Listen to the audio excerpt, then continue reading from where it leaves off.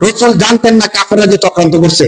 কাফেররা কি করলো, যে রাসূল দিন শিখার জন্য, কোরআন শিখার জন্য আমাদেরকে কিছু কারি দেন, কিছু হাফেজ দেন, আমরা দিন শিখতে চাই।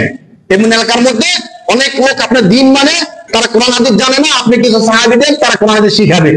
আল্লাহ রাসূল তাদের কথা বিশ্বাস করে 70 জন হাফেজ কারিকে দিয়েছেন যে যাও তোমরা গিয়ে দিন শিখাও, কোরআন শিখাও। কিন্তু তাদের চক্রান্ত ছিল, তাদের উদ্দেশ্য ছিল ভিন্ন, যে মাঝপথে এনে হাফেজ কারীদেরকে শহীদ করে দিবি। যখন মাঝপথে আনলো, বিশাল ইতিহাস, কোনো একদিন সময় পাইলে বলবো।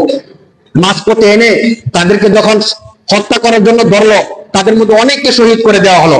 শুধু কিছু সাহাবীদেরকে বাকি রাখা হয়েছিল, তাদের মধ্যে একজন ছিল খুবাইব রাদিয়াল্লাহু তাআলা আনহু। তাকে মক্কায় বিক্রি করে দেওয়া হলো। মক্কায় বিক্রি করে দেওয়ার পরে খুবাইব রাদিয়াল্লাহু তাআলা আনহুকে একটা পরিবার, যে পরিবারকে খুবাইব রাদিয়াল্লাহু তাআলা আনহু জিহাদের ময়দানে শহীদ করছিল, হত্যা করছিল, ওই পরিবার তাকে কিনে নিয়ে মক্কায় সবার সামনে তাকে ফাঁসিতে ঝুলাবে। হযরত খুবাইব রাদিয়াল্লাহু তাআলা আনহু। নবী প্রেমিক যারা আছে তাদের অন্যতম একটা নিদর্শন হলো হযরত খুবাইব রাদিয়াল্লাহু তাআলা আনহু। খুবাইব রাদিয়াল্লাহু তাআলা আনহুকে যখন শহীদ করে দেওয়ার জন্য প্রস্তুত করা হচ্ছিল, সর্বশেষ দিন আজকে তাকে শহীদ করে দেওয়া হবে, শুলে চড়িয়ে সবার সামনে তাকে শহীদ করা হবে। খুবাইব রাদিয়াল্লাহু তাআলা আনহুকে জিজ্ঞেস করলো, তোমার শেষ ইচ্ছা? তিনি বললেন, আমার শেষ ইচ্ছা বলতে কোনো কিছু নাই, তবে তোমরা যদি চাও আমাকে 2 রাকাত নামাজ পড়ার সুযোগ দিতে পারো। চিন্তা করেন মুমিনের অবস্থাটা কি। অনেকের শেষ ইচ্ছা থাকে যে আমি কিছু একটা খাইতে চাই, এই জিনিসটা দেখতে চাই, আমার বাড়িতে একটু দেখে আসতে চাই, আমি অমুককে দেখে আসতে চাই, এমন ইচ্ছা থাকে না অনেকের। কিন্তু মুমিন সে এখন সাক্ষাৎ করবে কার সাথে? বলেন কার সাথে সাক্ষাৎ করবে? শহীদ হওয়ার পরে আল্লাহর সাথে সাক্ষাৎ করার আগে সে চায় সিজদার মধ্যে আরেকবার বলতে সুবহান রাব্বিয়াল আলা, হে আমার রব আপনি সবচেয়ে বড়, হে আমার রব আপনি সবচেয়ে বড়, সুবহানাল্লাহ। জিজ্ঞেস করলো যে তোমার শেষ ইচ্ছা কি? তিনি বললেন, আমার আর কোনো শেষ ইচ্ছা নেই, শুধু একটাই শেষ ইচ্ছা, যে আমাকে 2 রাকাত নামাজ পড়ার সুযোগ দাও। 2 রাকাত নামাজ পড়ার সুযোগ দেওয়া হলো। তিনি 2 রাকাত নামাজ পড়লেন। শেষ করার পরে তিনি বলতেছেন, আমার মন চাইছিল যে আমি আরো বেশি করে একটু নামাজ পড়ি, নামাজের মধ্যে আরেকটু বেশি সময় দেই, কিন্তু তোমরা কাফেররা মনে করবা যে আমি মৃত্যুর ভয়ে নামাজে দেরি করতেছি, এর জন্য আমি তাড়াহুড়া করে নামাজটা শেষ করছি। তোমরা যদি এই জিনিসটা মনে না করতা, আমার মনটা চাইছিল যে আমি রবের জন্য আরেকটু বেশি দাঁড়ায় থাকি, সিজদার মধ্যে গিয়ে আরেকটু সুবহান রাব্বিয়াল আলা বলি।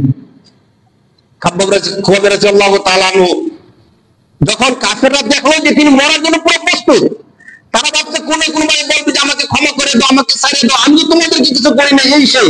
কিন্তু না, তিনি মরার জন্য একটা সম্পূর্ণ প্রস্তুত। কাফেররা সর্বশেষ চক্রান্তটা করো, যে দেখি তাকে সর্বশেষ কিছু একটা করা যায় কিনা। দেখেন আশিক রাসূল কাকে বলে? আমরা তো সেই নবীর উম্মত, যে নবী আমাদের জন্য সারা জীবন কাঁদছে, সেই নবীর উম্মত কিনা আমরা বলেন? আমরাই তো আশিক রাসূল, আলহামদুলিল্লাহ। তিনিও আশিক রাসূল। দেখেন তার আশিক রাসূলের নমুনাটা কি। যখন সর্বশেষ কাফেররা তাকে প্রস্তাব দিল, দেখো খুবাইব তুমি আজকে মারা যাও, আমরা চাই না। তাহলে কি চাও তোমরা? আমরা তোমাকে একটা প্রস্তাব করি, এই প্রস্তাবে তোমার কোনো ক্ষতি হবে না, তুমি যদি এই প্রস্তাবটা মেনে নাও তাহলে তুমি আজকে সারা পেয়ে যাও, বাঁচতে পারো। কি প্রস্তাব দেখেন। মানে খুবাইব রাদিয়াল্লাহু তাআলা আনহুর জায়গায় যদি আমরা নালায়েকরা হইতাম, না জানি ভিন্ন কিছু হয়ে যেত। আমরা যেই ধরনের দুর্বল মুসলমান, নবীর উম্মত, আশিক রাসূল দাবি করি, কিন্তু কাজের যখন কাজ হয় তখন আমাদের আর কাউকে পাওয়া যায় না। যখন রাসূলুল্লাহর ইজ্জতের জন্য আমাদের দরকার হয়, যখন রাসূলুল্লাহকে নিয়ে কেউ কটূক্তি করে, তখন আমাদেরকে আর খুঁজে পাওয়া যায় না। কিন্তু ঠিকই মিছিলের সময় বা রবিউল আউয়াল বিরতির সময় আমাদেরকে ঠিকই পাওয়া যায়। ঠিক কিনা বলেন? দেখেন খুবাইব রাদিয়াল্লাহু তাআলা আনহুকে কি প্রস্তাব দেওয়া হলো? সাধারণ প্রস্তাব, কিন্তু মানে মনে হয় সাধারণ। বলা হলো, শোনো আমরা তোমাকে হত্যা করব না, তোমাকে ছেড়ে দিব। তোমার এই স্থলে আমরা তুমি যাকে ভালোবাসো নবী, তাকে এনে ফাঁসি দিব। শুধু এতটুকু তুমি স্বীকার করো, তোমাকে ছেড়ে দিব। নাউযুবিল্লাহি মিন যালিক। মানে তোমাকে আমরা ফাঁসি না দিয়ে তোমাকে ছেড়ে দিব। আর তোমার স্থানে কাকে ফাঁসি দেওয়া হবে? বিশ্বনবীকে ফাঁসি দেওয়া হবে। তুমি শুধু স্বীকৃতি দাও, ফাঁসি দিব কি দিব না পরে, তুমি শুধু বলো হ্যাঁ আমি মানি, তাহলে তোমাকে ছেড়ে দেওয়া হবে। চিন্তা করে দেখেন, অনেকে এমন হতে পারতো যে প্রাণের ভয়ে, জানের ভয়ে, কিন্তু নবীজিকে তো তারা ফাঁসি দিতে পারবে না, তা আমি মানলে কি না মানলে কি না, সবাই নবীজি তারা ফাঁসি দেওয়ার ক্ষমতা তাদের নাই। কিন্তু খুবাইব রাদিয়াল্লাহু তাআলা আনহু সারা শরীরে আগুন জ্বলে গেছে। তিনি চিৎকার দিয়ে বললেন, কাফেররা তোমরা বল কি? আমার স্থলে আমার প্রিয় নবীকে তোমরা ফাঁসি দিবে বলতেছো? আরে ফাঁসি না, আমার নবীর পায়ে একটা কাঁটা বিধক আমি খুবই বেঁচে থাকতে না সহ্য করবো না। সুবহানাল্লাহ, আশিক রাসূল কাকে বলে দেখি? ফাঁসি তো দূর তো বাদ, আমার নবীর পায়ে একটা কাঁটা বিধক, এটাই তো আমি খুবই সহ্য হবে না আমি বেঁচে থাকতে, আর তোমরা বলতেছো ফাঁসি দেওয়ার কথা। সর্বশেষ যখন তাকে ফাঁসিতে ঝুলানো হচ্ছে, শরীর চড়ানো হচ্ছে, তখন তিনি, রসুলের কত আশিক ছিল, তিনি আল্লাহর কাছে বলতেছে যে আল্লাহ, আমাকে যে তারা নির্মম ভাবে হত্যা করছে, শহীদ করে দিচ্ছে, আমার প্রিয় বন্ধু মুহাম্মদ রাসূলুল্লাহকে খবরটা জানায় দেন। সুবহানাল্লাহ। আল্লাহ তাআলা রাসূল সাল্লাল্লাহু আলাইহি ওয়াসাল্লামকে জানায় দিলেন।